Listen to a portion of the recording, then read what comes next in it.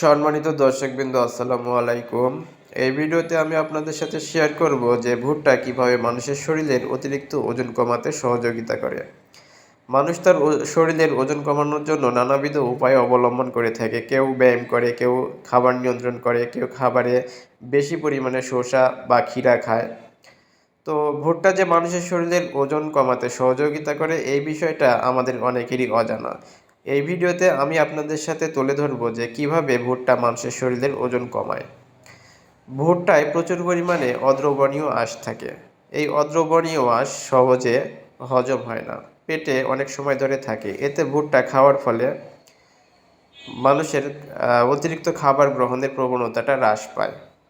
আবার ভুট্টায় ক্যালোরি এবং ফ্যাটের পরিমাণ খুবই কম হওয়ায় ভুট্টা মানুষের শরীরের ওজন কমাতে সহযোগিতা করে।